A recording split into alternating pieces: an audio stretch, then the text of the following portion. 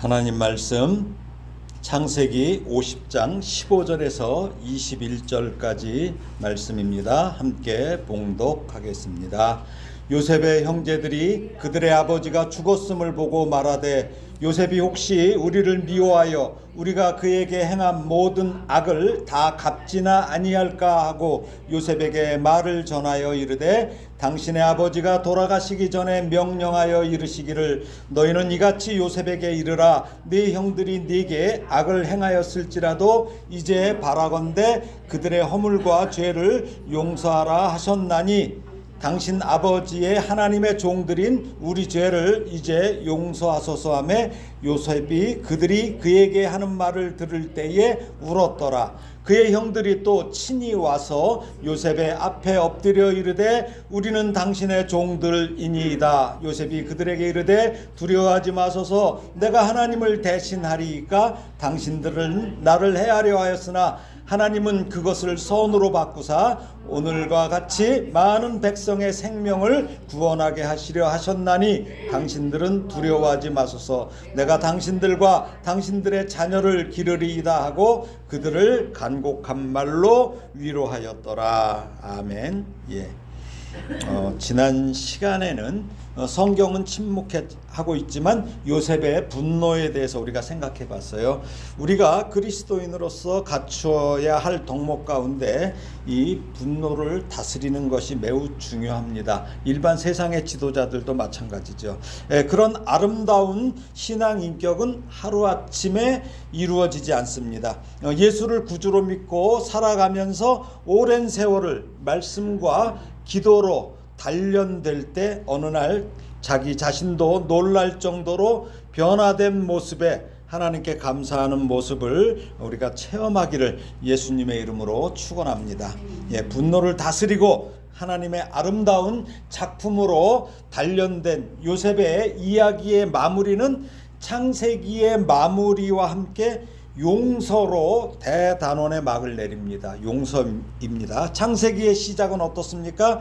하나님의 선하신 뜻으로 창조된 이 피조 세계는 하나님 보시기에 좋았고 그 정점에 창조된 인간에 대해서는 하나님 보시기에 심히 좋았더라고 표현될 정도로 아름다웠습니다. 그러나 하나님께서 금하신 선악을 알게 하는 나무의 그 열매를 사탄의 유혹에 넘어가 먹었던 그 아담으로 인해서 죄가 들어오지요. 그리고 창세기의 내용은 그 죄의 결과가 만들어내는 온갖 추악한 인간들의 이야기로 가득 차 있습니다. 그렇지만 창세기의 끝은 용서로 마무리하면서 하나님의 용서하심에 대한 힌트를 제공하고 있습니다. 창세기의 마무리는 이스라엘이라는 그 야곱의 죽음과 그가 그토록 아꼈던 요셉의 죽음을 기록하면서 하나님의 뜻으로 선하신 뜻으로 창조된 인간은 그 원조로 인해서 모두가 죽게 된다는 사실을 말씀하고 있습니다.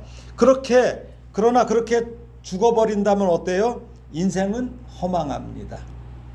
그래서 자신에게 악을 행한 형들을 용서하는 것에서 끝나지 않고 더 나아가 창세기 여기 21절에 보면 이렇게 나오죠. 한번 읽어볼까요? 시작. 당신들은 두려워하지 마소서 내가 당신들과 당신들의 자녀를 기르리이다 하고 그들을 간곡한 말로 위로하였더라. 이 요셉의 말을 빌려서 하나님은 우리에게 말씀하십니다. 너희는 두려워하지 말라.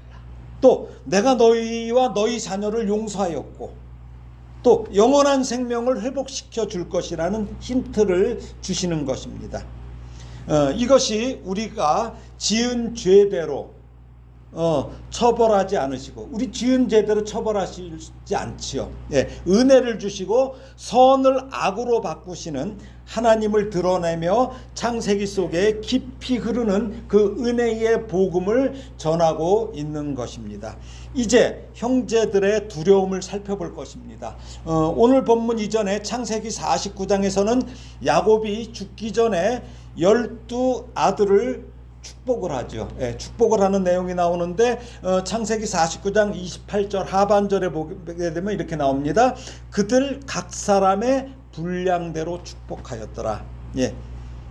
그렇습니다. 우리도 우리 각 사람의 믿음의 분량대로 하나님께서 복을 주실 것입니다. 예, 그러니 믿음의 입을 크게 열기를 축원합니다. 예. 자, 창세기 50장을 한번 읽어보겠습니다. 50장 12절에서 14절 말씀이에요. 읽어보겠습니다. 야곱의 아들들이 아버지가 그들에게 명령한 대로 그를 위해 따라 행하여 그를 가나안 땅으로 메어다가 마므레 앞 막벨라 밭 굴에 장사하였으니 이는 아브라함이 헷 족속 에브론에게 밭과 함께 사서 매장지를 삼은 곳이더라. 요셉이 아버지를 장사한 후에 자기 형제와 호상꾼과 함께 애굽으로 돌아왔더라. 예, 야곱은 130살에 애굽으로 이주하죠. 그래서 17년을 더 살아요. 그러다가 147살, 147살에 죽게 되는데 자신을 어디다가 장사하라고 그래요? 햇사람 에브론의 밭에 있는 굴에 우리 선조와 함께 장사하라고 이렇게 명령을 해요. 예, 유언이면서 명령입니다. 이것은 왜 이렇게 명령합니까? 애굽에서 자신이 죽어요. 자신은 애굽에서 죽지만 가나안 땅에서 자신이 묻힌 것처럼 그의 후손들이 앞으로 지금은 애굽에서 살고 있지만 후에 반드시 가나안에 돌아와야 한다는 의미예요. 그렇죠? 의미로서 창세기 저자 모세가 출애굽한 이스라엘 백성들에게 왜 우리가 가나안 땅으로 가야 하는지를 전하려는 의도도 여기 있는 것입니다. 예, 파란만장한 삶을 살았던 야곱은 이렇게 세상을 떠나서 그 장래 풍습은 그 애굽의 장래 풍습처럼 이렇게 돼 있죠. 예, 오랜 세월의 그 애도와 화려해서요. 장례식이 얼마나 화려한지 몰라요. 이 장례식은 다 끝났고 이제 요셉과 그의 형제들은 다시 애굽으로 돌아왔는데 14절에서 보면 형제들보다 요셉이 주어로 나와요. 요셉이 주어로 나와요. 이제부터는. 예. 이제 그들은 애굽에서 어떻게 살아야 돼요? 요셉과 함께 화목하게 살아야 되잖아요. 그렇죠? 형제들이잖아요. 그런데 어떻게 나옵니까? 오늘 본문 말씀이죠. 예, 오늘 본문 15절에서 18절까지 50장 15절에서 18절까지 다시 한번 읽어보겠습니다. 시작. 요셉의 형제들이 그들의 아버지가 죽었음을 보고 말하되 요셉이 혹시 우리를 미워하여 우리가 그에게 행한 모든 악을 다 갚지나 아니할까 하고 요셉에게 말을 전하여 이르되 당신의 아버지가 돌아가시기 전에 명령하여 이르기를 너희는 이같이 요셉에게 이르라 네 형들이 네게 악을 행하였을지라도 이제 바라건대 그들의 허물과 죄를 용서하라 하셨나니 당신 아버지의 하나님의 종들인 우리 죄를 이제 용서하소서 하며 요셉이 그들이 그에게 하는 말을 들을 때에 울었더라. 그의 형들이 또 친히 와서 요셉의 앞에 엎드려 이르되 우리는 당신의 종들이니이다. 예. 예, 그런데 요셉의 형들은 불안해요 지금. 예. 아버지 야곱의 죽음은 뭐예요? 요셉의 형들에게는 불안과 두려움의 시작이에요. 아버지라는 보호막이 사라졌어요. 우리 주변에서도 가끔 이런 일 볼 수 있어요. 부모님이 돌아가시면 형제들 간에 쌓였던 감정이 막 드러나요. 그러면서 심지어 심각한 폭력과 의절하는 경우를 보게 돼요. 예, 이건 많이 일어나는 일이에요. 더욱이 요셉의 형들은 뭐예요? 처지가 바뀌어도 보통 바뀐 게 아니에요. 동생 요셉은 지금 대제국 애굽의 총리예요. 그 총리라는 자리는 어때요? 우리말도 있죠. 나는 새도 떨어뜨릴 그런 권력자예요. 요셉의 형들은 39년 전에 자기 동생을 미워하여 죽이려다가 그 형제 중에 유다의 설득으로 죽이지 않고 노예로 팔았잖아요. 이 과거에 죄책감에 묶여서 이렇게 벗어나지 못하고 있어요. 40년 가까이. 그렇죠? 예, 벗어나지 못하고 있어요. 형들과 나이 차이가 많았어요. 그렇죠? 요셉이. 그러니까 요셉이 어렸을 때는 어떻습니까? 형들이 요셉을 함부로 했어요. 형들이 요셉을 함부로 했어요. 사람을 대하는. 근데 어떻습니까? 이제는 요셉의 심기를 살펴야 하는 지경이 돼서 거꾸로 함부로 못해요.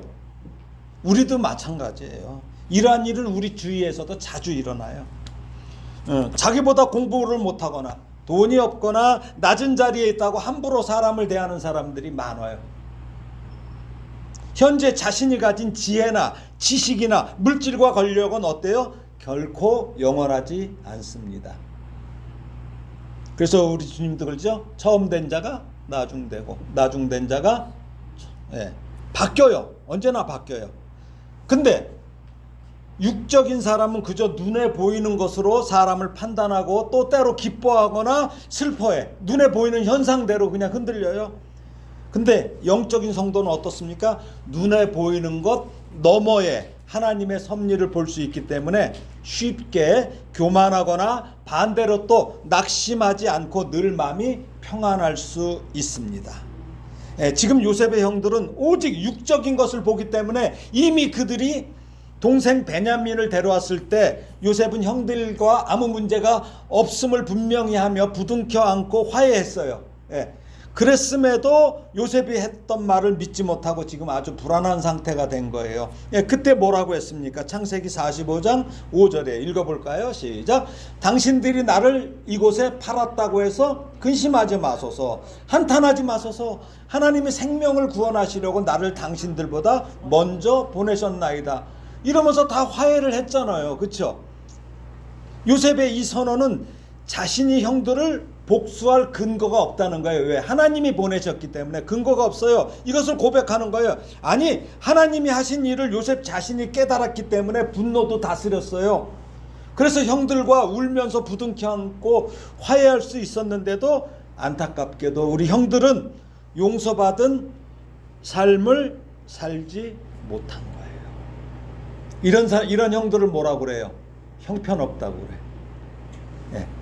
형들인데 이렇게 했는데도 이때가 언제? 바로 흉년이 두 번째 되는 해, 흉년 2년째 되는 해예요. 이후에 그들의 아버지 야곱이 130살에 애굽으로 왔죠. 그래서 여기서 17년을 더 살았으니까 요셉의 형들은 요셉과 이렇게 화해한 후로도 19년이란 기간을 스스로 불안하게 살고 있는 거예요. 불안에 스스로 묶여 있어요. 그 안에 갇혀 있는 거야. 감옥에 갇혀 있는 거예요. 그들이 갖는 불안한 마음은 아버지 야곱이 생존해 있는 동안은 요셉이 아버지에 대한 어떤 존경, 효성, 이거로 해서 형들에 대한 복수를 미루고 있다는 생각에서 비롯된 거예요. 그렇죠? 그렇잖아요. 아버지가 살아계신가? 형들은 그렇게 생각하는 거야. 그래서 어쩌면 야곱이 그렇게 오래 살았던 건 형들이 아버지 오래 살라고 기도해서 그랬을래나요? 불안한 거예요. 불안한 거예요. 특히 뭐라고 합니까?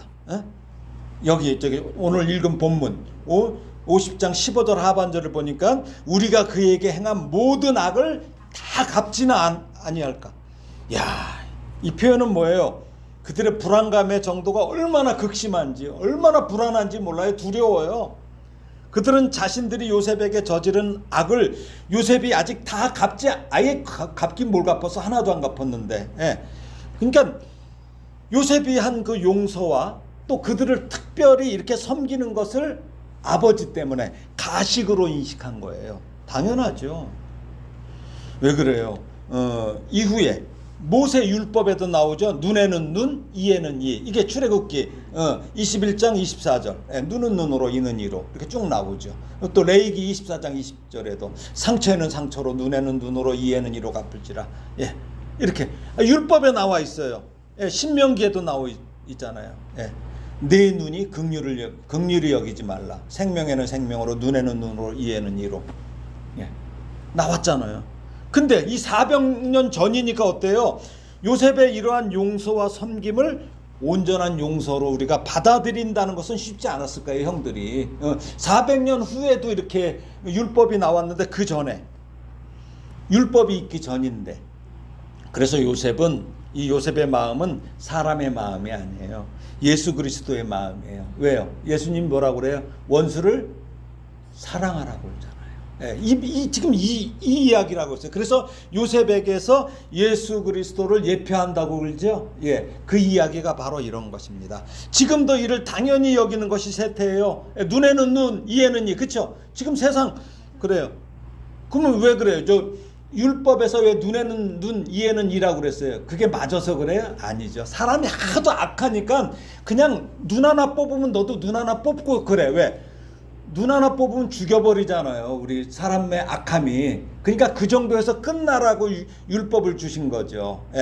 그런데 이게 세태가 그래. 근데 교회 내에도 지금 그대로 존재해요. 이게. 이것은 사랑의 관계가 아니죠. 눈에는 눈, 이에는 이에는 뭐예요? 거래 관계예요. 거래 관계. 거래 관계. 이거는 어떤 사람들이에요? 하나님을 모르는 자들이 살아가는 방식이에요. 하나님을 모르는 자들. 그래서 요셉의 형들은 이제 아버지 야곱의 유언을 거론해요. 그러면서 자신들을 용서해 줄 것과 자신들은 요셉의 형이 아니라 종들이라고 스스로 이렇게 낮춥니다.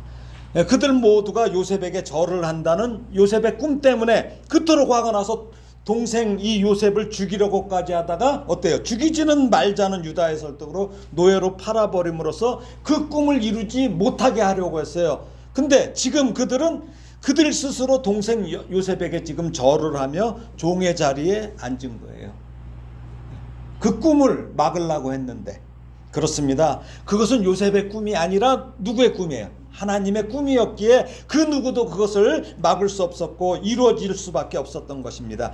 찬송가 160장 부활절에 많이 부르는 찬송이죠. 2절 3절 가사에 보면 헛되이 지키네 예수 내 구주, 헛되이 봉하네, 또 거기 못 가드네 예수 내 주. 예수님을 십자가에서 처형하고 부활하지 못하도록 그 무덤을 봉하고 군병들이 지켰지만 그것은 어떤 일이에요? 헛된 일이에요. 헛된 일. 무덤에 가두었지만 하나님께서 하나님의 능력으로 다시 살리시는 것이 하나님의 구원 계획이었기 때문에 인간들과 사탄의 어떤 방해도 이 위대하신 하나님의 꿈을 막을 수 없었고 이루어질 수밖에 없었던 것이죠. 우리의 구원도 어때요? 마찬가지예요. 우리의 구원은 하나님의 꿈이기 때문에 어떤 방해가 있어도 반드시 이루어질 것입니다. 지금 요셉의 꿈의 완성을 통해 성경은 우리에게 복음을 전하는 거예요. 요셉처럼 우리도 하나님이 이루어 주실 것을 믿어야 합니다. 근데 17절 상반절을 보면 아주 기가 막힌 이야기가 나와요. 형들은 죽은 아버지를 거론해요.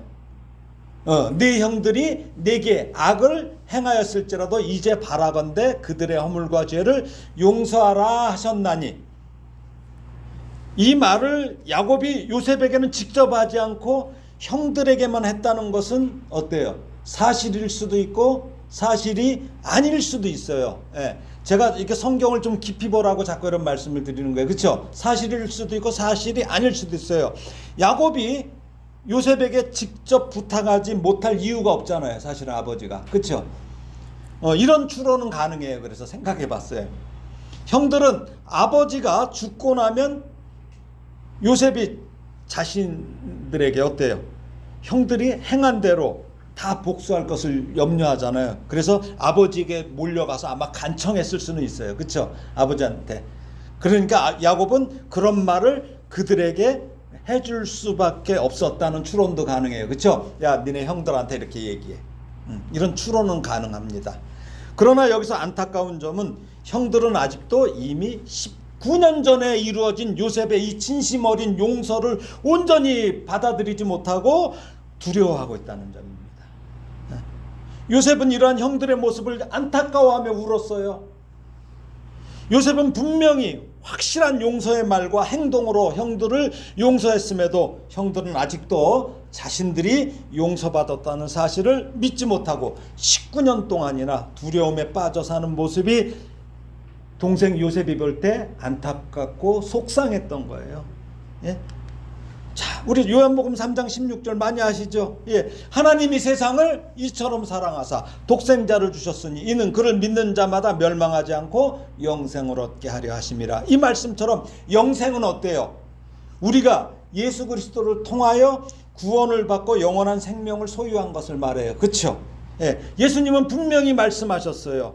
왜 이 말씀을 하셨어요? 요한복음 10장 28절에 보면 이렇게 나오죠. 한번 읽어볼까요? 시작. 내가 그들에게 영생을 주노니 영원히 멸망하지 아니할 것이요 또 그들을 내 손에서 빼앗을 자가 없느니라고 말씀하셨어요. 무슨 말씀이에요? 한번 구원을 받은 사람은 그 구원을 쥐고 계신 예수님의 손에서 빼앗을 자가 없다고 분명히 말씀하셨음에도 한번 구원이 영원한 구원일 수도 없다는 허무맹랑한 주장을 하는 자들이 많아요. 지금 요즘에 이런 자들 많아요. 요셉의 형들이 용서를 받은 것은 그들의 행위와 의지적인 결단 때문입니까? 어때요? 그들의 행위 때문이에요? 아니에요. 하나님이 요셉의 마음을 움직이셔서 그가 하나님의 섭리를 깨닫고 형들을 용서한 것이죠. 마찬가지로 구원은 인간의 행위와 인간의 어떤 의지적인 결단으로 받을 수 있어요, 없어요? 없어요. 구원은 전적인 하나님의 은혜로 말미암아 받는 것입니다. 구원은 하나님께서 일방적으로 그래서 주시는 선물이라고 그래요. 우리는 그저 이 선물을 받기만 하면 돼. 받기만 하면 구원을 얻게 되는 거예요. 믿음도 마찬가지죠. 믿음도 나의 의지적 결단이나 행위가 아니죠. 무조건적인 은혜예요. 그래서 믿음은 강요할 수 있어요, 없어요? 강요가 안 돼요, 믿음은. 자기도 모르게 믿어지는 것이 믿음이에요. 그렇죠? 여러분들 이게 강요로 돼요? 안 돼요.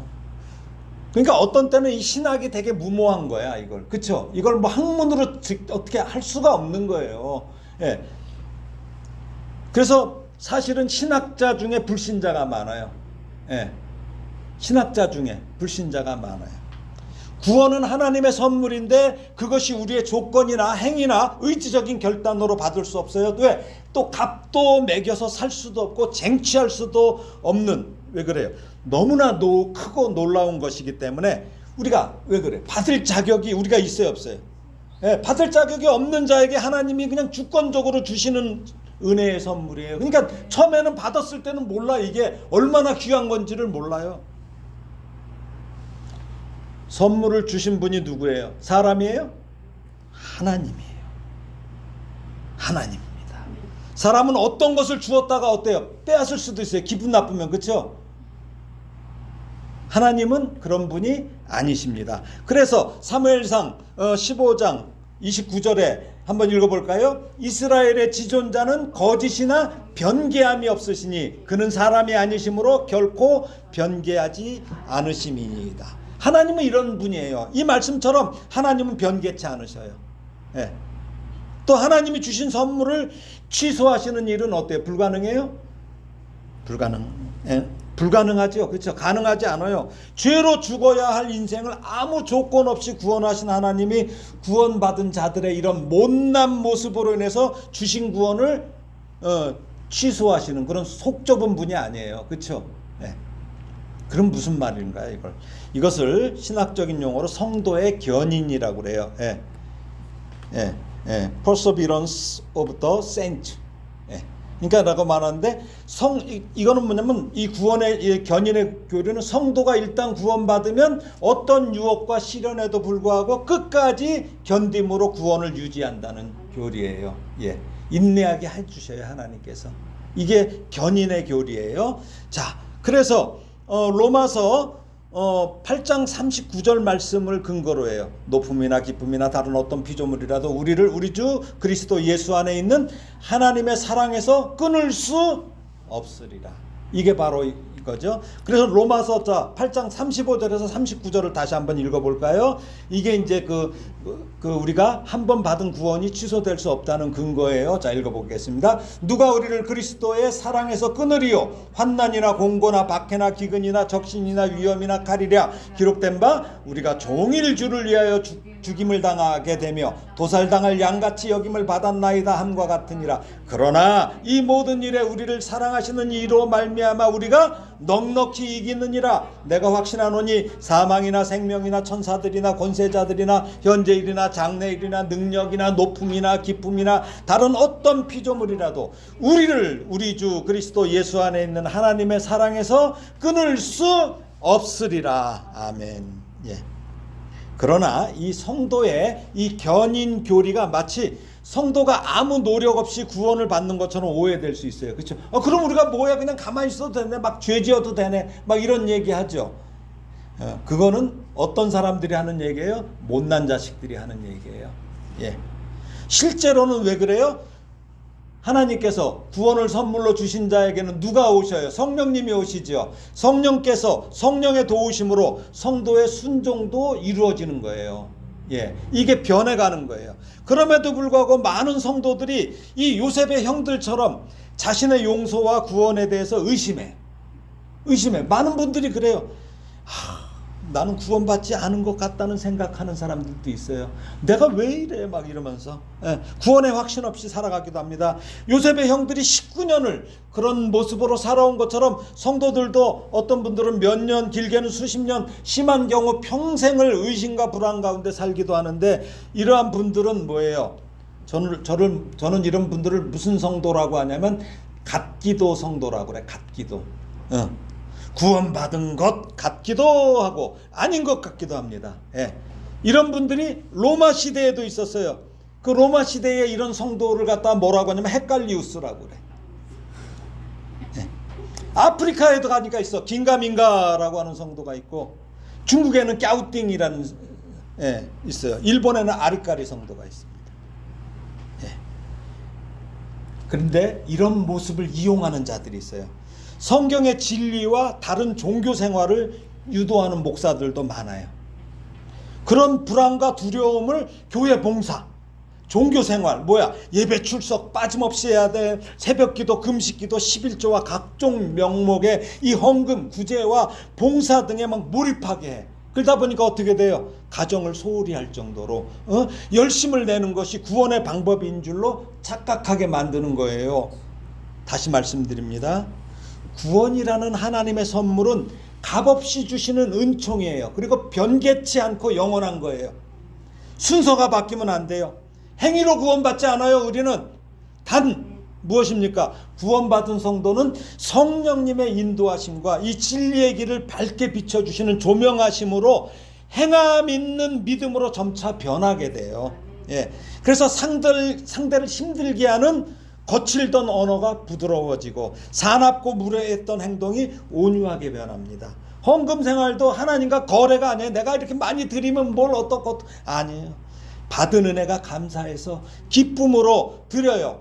그러다 보니까 어떻게 내가 헌금을 하나님 앞에 드림으로 인해서 이것이 점점 주의 복음의 자리가 넓혀지는데 사용되기를 바라기 때문에 그러는 거예요. 봉사나 구제도 오른손이 하는 것을 왼손이 모르게 하면서도 기뻐하는 거예요.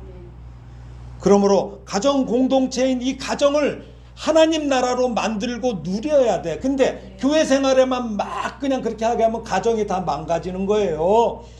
그래서 성도들은 이런 가정을 하나님 나라로 만들고 누리는 성도들은 뭐예요? 교회 때문에 결코 가정을 소홀히 하지 않습니다.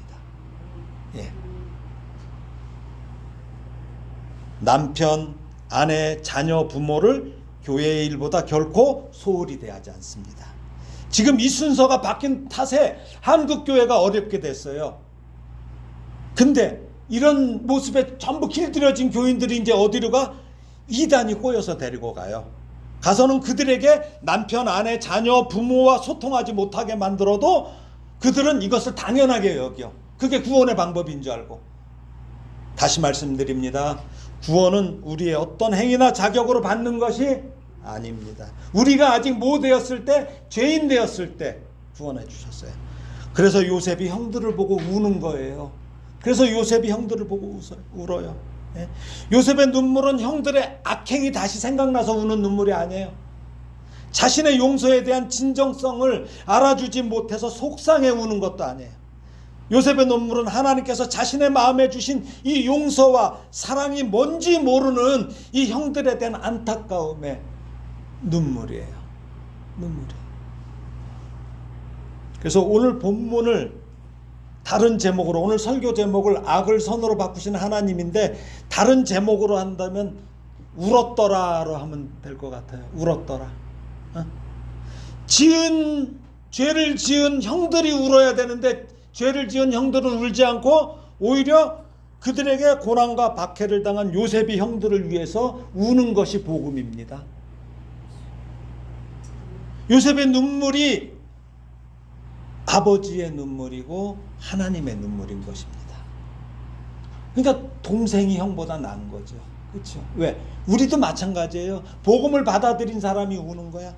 오랜 세월 요셉 자신은 고통으로 힘든 세월을 보냈지만 하나님의 섭리를 깨닫는 순간 모든 영안이 확 열려요. 그러면서 먼저 하나님께 집중하게 돼요. 오히려 형들을 사랑하며 용서할 수 있었고 그 사랑이 변하지 않았음에도 형들은 그 사랑을 몰라서 참된 용서와 사랑을 누리지 못해서 여전히 이 죄책감에 두려워하는 모습에 지금 요셉은 눈물이 나고 울게 된 것입니다. 저는 여러분이 누구를 울게 하는 사람이 아니라 누구를 위해 우는 복된 성도가 되기를 주님의 이름으로 축원합니다. 남을 위해 우는 사람이 어른이에요.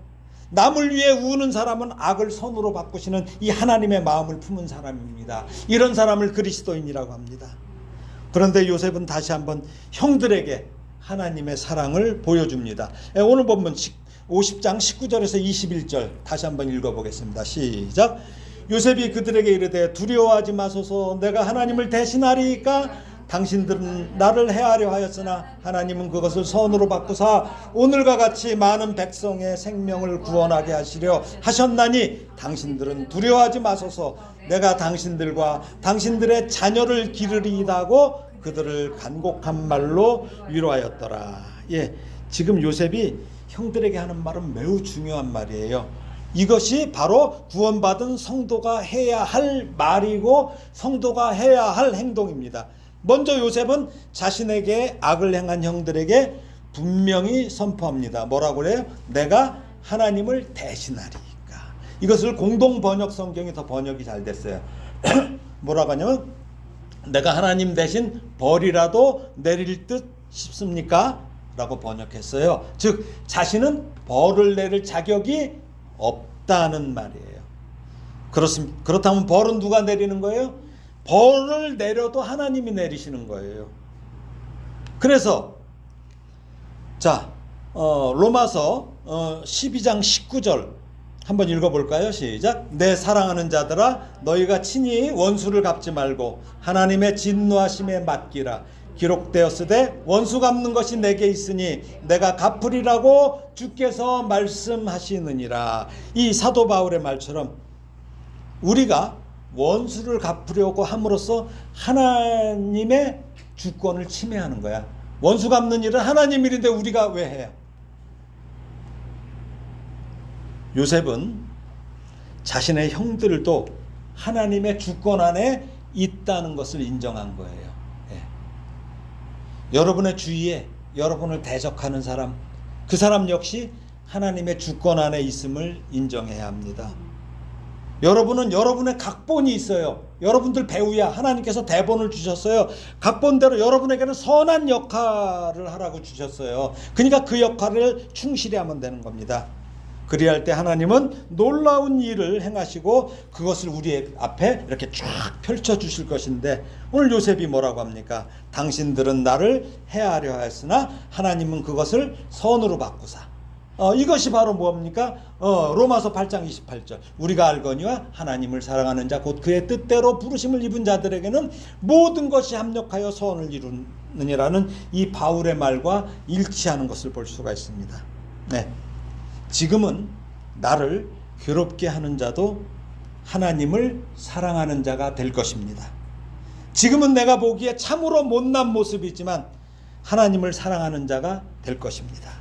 그 하나님의 뜻대로 부르심을 입은 자들에게는 모든 것이야. 모든 것. 여기 참 중요한 게 모든 것이에요. 여기는 뭐예요? 모든 것에는 잘나고 아름다운 것도 있지만 못나고 일그러졌으며 정말 악한 것까지도 있다는 거예요. 이 모든 것엔 다 들었어요. 이것을 하나님께서 선으로 바꾸신다는 것을 요셉은 아는 거예요. 그러니까 그의 혼이 쇠사슬에 꿰어 살면서 단련된 요셉은 알게 된 것입니다.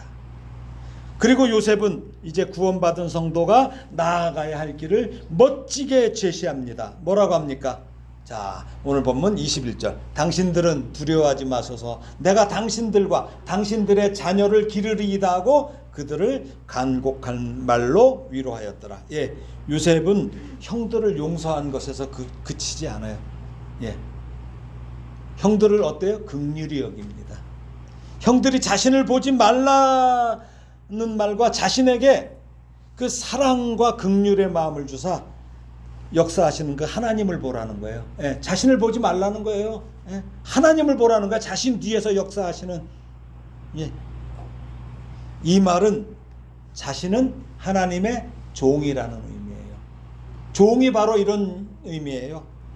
종이 어때요? 종은 주인의 뜻을 따르는 것이 어때요? 당연하죠. 종이 주인의 뜻을 따라야 돼. 요셉은 이 마음을 갖게 하시려고 하나님께서 종살이도 시키신 것 같아요. 예. 주인의 뜻을 따르는 훈련.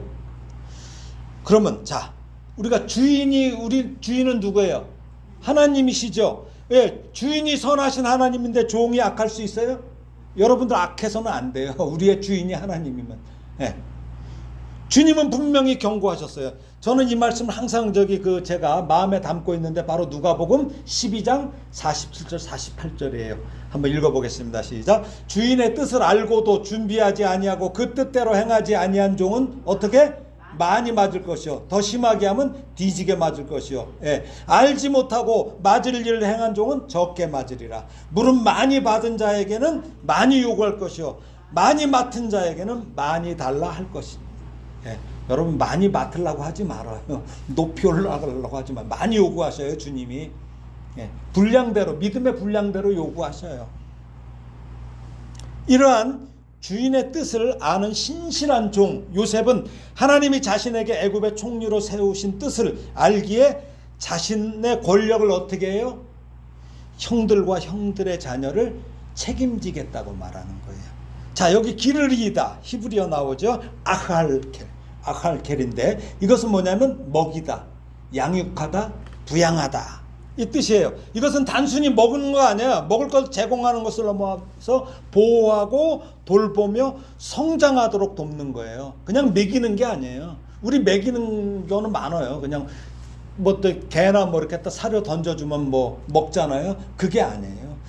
보호하고 돌보며 성장하도록 돕는 게 바로 기르리다는 이 요셉의 말입니다. 의미입니다. 그러니까 요셉은 하나님의 선택을 받은 이스라엘 12지파의 인큐베이팅 도구로 자신이 선택돼서 먼저 애굽에 보내심을 받은 것을 알고 주인이신 하나님께 지금 충성스럽게 주인의 뜻대로 기른다는 얘기죠. 예, 그들을 다 돌보고 기르겠다는 거예요. 자, 오늘 잠시 고갱이라는 화가 이야기를 하려고 그래요. 고갱, 폴 고갱이라고. 이분은 1891년 그 물질주의적이고 인위적인 그 서구 문명을 피해서 남태평양의 그 프랑스령 섬 타히티를 찾았고 여기서 적도의 검푸른 아주 막 자연 풍광 그리고 순박한 폴리네시아 그 토착민들 이들에게 매료돼서 그곳에서 정착하고 거기서 작품 활동을 해요. 그러나 좋지 않은 건강, 그 다음에 경제적 또 정서적인 어려움을 겪었어요. 이곳에서 그의 대표작이라고 할 수 있는 우리는 어디에서 왔는가? 우리는 무엇인가? 우리는 어디로 가는가? 요 그림인데 이것을 자기가 그려요. 대표작이라고 할 수 있는데 이것을 제작하고 나서 자살을 시도해요. 자살을 시도해요. 우리는 어디서 왔는가? 우리는 무엇인가? 우리는 어디로 가는가라는 긴 제목의 대작은 고갱의 생애에서 가장 중요한 작품입니다. 그러니까 1897년 고갱이 타히티에서 막 그 궁핍, 건강 악화 여러 가지 문제로 절망 속에서 자살을 기도하면서 하나의 유서처럼 남긴 게 이 작품이에요. 남기려고 내가 난 자살하면서 이 작품을 던지겠다는 얘기죠. 세상에. 우리 어디서 왔냐? 우리는 무엇이냐? 우리 어디로 가느냐? 그래서 만족한 결과를 얻었다는 거야. 이 작품이 자기는 생각한 후에 이제 얻었다. 이제 됐어 하고서는 산꼭대기에 올라가서 독약을 먹고 자살을 기도했는데 실패해요. 실패해요. 고갱은 그의 서신에서 뭐라고 하냐면 이 그림 중에서 이쪽 오른쪽 이 오른쪽에 세 여인과 어린아이는 순결한 생명과 탄생을 상징한다고 얘기하고 중앙에 이 과일을 따고 있는 젊은이는 인생의 뜻을 이해하려고 노력하는 거야. 그걸 따는 거. 그 다음에 저 왼쪽에 그 생각하는 여인과 늙은 여인이 나오죠. 이거는 죽음을 기다리는 모습이고 새들과 이런 배경은 인생의 풍요를 표현한다고 이렇게 이제 서신에서 썼어요. 그는 이 지상의 낙원 같은 타히티에서 이 인물들의 모습을 통해서 자기 자신의 어떤 심오한 질문을 던진 거예요. 우리가 인생을 모두 알면서 사는 사람이 있어요? 없습니다. 하나님을 모르는 세상 사람들은 인생은 무슨 길이라고 그래? 나그네 길이라고 그래. 예. 그래서 최희준 가수도 인생은 나그네 길 노래를 불렀어요. 이건 그러니까 나그네 길이라는 것은 알아요. 이건 성경에도 나와요. 그렇죠? 그러나 어디서 왔다가 어디로 가는지 모르기에 자기가 원하는 일을 하다가 죽으면 행복하다고 여겨요. 그렇죠? 자기가 원하는 일을 하다 죽으면 행복하다 여겨요. 심지어 자살도 선택이라고 생각해요. 그러나 성경은 인생은 어디로부터 왔어요? 하나님으로부터 왔으며 하나님께로 돌아가는 여정이라고 설명해요. 성경은. 인생의 목적은 하나님을 알고 사랑하며 섬기는 데 있으며 이 땅에서의 삶은 영원한 생명, 천국을 향한 준비 과정이에요. 그래서 우리는 세상 관점이 아니라 하나님의 관점으로 자신과 타인을 보아야 돼요. 물질, 권력, 명예가 없기 때문에 저 인간 왜 살아? 이런 사람들한테 막 그렇게 함부로 하죠. 저거 왜 살아? 라는 세상의 소리를 들어도 우리는 위축될 필요가 없어요. 네. 누가복음 12장 28절 말씀 있죠. 읽어볼까요? 오늘 있다가 내일 아궁이에 던져지는 들풀도 하나님이 이렇게 입히시거든 하물며 너희일까 보냐. 믿음이 작은 자들아. 이 주님의 말씀이 가장 중요합니다. 고갱은 우리는 어디서 왔는가? 우리는 무엇인가? 우리는 어디로 가는가? 라는 고갱의 질문에 대해서 누가 답을 했어요. 답한 사람이 있어요. 누가? 뭐냐면 미국의 이 그리스도교 철학자, 장로교 목사이자 복음주의 운동가인 프란시스 셰퍼. 이 사람은 이 그림이 던지는 질문에 대해서 인간 스스로의 내면에서는 궁극적인 해답을 찾을 수 없다고 이분이 대답해요. 셰퍼의 저서가 그러면 우리는 어떻게 살 것인가 있어요. How should we then live? 해갖고 그러면 우리는 어떻게 살 것인가를 통해서 고갱의 그림이 던지는 세 가지 질문이 서구의 문명이 직면한 위기를 보여준다고 진단했습니다. 뭐냐면 인간의 한계. 그러니까 셰퍼는 고갱이 던진 우리는 어디서 왔고 무엇이며 어디로 가는가라는 질문에 대해서 인간이 스스로 지혜나 경험으로는 뭐예요? 이 질문들에 대해서 완전하고 만족스러운 답을 찾을 수 없다고 했어요. 즉 인간은 자신 안에 궁극적인 해답을 가지고 있어요, 없어요? 없다는 거예요, 우리는. 이 궁극적인 해답의 원천은 뭐예요? 셰퍼는 오직 하나님 안에서 찾을 수 있다고 주장했어요. 인간의 존재 의미와 기원 그리고 미래에 대한 어떤 확실한 답은 창조주 하나님에게서만 올 수 있다는 것이죠. 그래서 우리 삶의 의미는 뭐예요? 셰퍼는 고갱의 그림처럼 답을 찾지 못해 방황하는 이런 인간의 모습이 바로 현대인의 실존적인 불안을 잘 보여준다고 해석하면서 이러한 불안을 해결하고 삶의 진정한 의미를 찾기 위해서는 어때요? 성경적 진리 위에 서야 된다. 이렇게 강조한 거예요. 그러니까 셰퍼는 고갱의 그림이 인간이 스스로 던질 수 있는 가장 근원적인 질문들이에요. 그렇지만 이 질문들에 대한 완전한 답은 인간의 내면이나 세상 속에서는 찾을 수 없고 오직 외부의 절대적인 진리, 즉 하나님 안에서만 찾을 수 있다고 설명한 것입니다. 말씀을 정리합니다. 오늘 요셉은 정확하게 말합니다. 내가 하나님을 대신하리까. 이 말을 달리 말하면 나는 아무것도 아닙니다라는 말이죠. I'm nothing. 그렇죠? 나는 아무것도 아니에요. 이것이 이 세상을 살아가는 우리 성도의 입술에 고백이 돼야 돼요. 나는 아무것도 아닙니다가 돼야 돼요. 이와는 달리 이 세상은 어때요? 이 세상은 인간이 하나님을 대신하려는 시도를 끊임없이 해요. 그래서 뭐라고 해? 나는 원하는 것을 할 수 있다. 이 말 다 하죠. 이 말을 해요. 나는 원하는 것을 할 수 있대. 정말 할 수 있어요? 여러분 대통령 원해봐. 돼요? 안 돼요? 그러니까 이게 사기야, 사기. I can do anything what I want to. 뭐 얼핏 보면 좋은 말 같아. 근데 이렇게 하려고 해도 안 되면 그 다음에는 답이 없으니까 자살까지 가는 거예요. 하나님은 우리가 원하는 것을 주시는 분이에요? 아니죠. 필요한 것을 주시는 분이에요. 하나님께서 필요한 것을 주시는 분인데 원하는 것을 다 할 수 있다고 우리가 말도 안 되는 얘기죠. 신앙은 하나님을 위해서 사는 거예요. 그렇죠? 불신앙은 자기를 위해서 사는 거야. 나를 위해서 사는 게 불신앙이고 신앙은 하나님을 위해서 사는 거예요. 이렇게 출발점이 전혀 달라요. 요셉은 이것을 깨달은 사람입니다. 인간은 결코 하나님을 대신할 수 없다는 것을 인정하는 것이 신앙의 출발점입니다.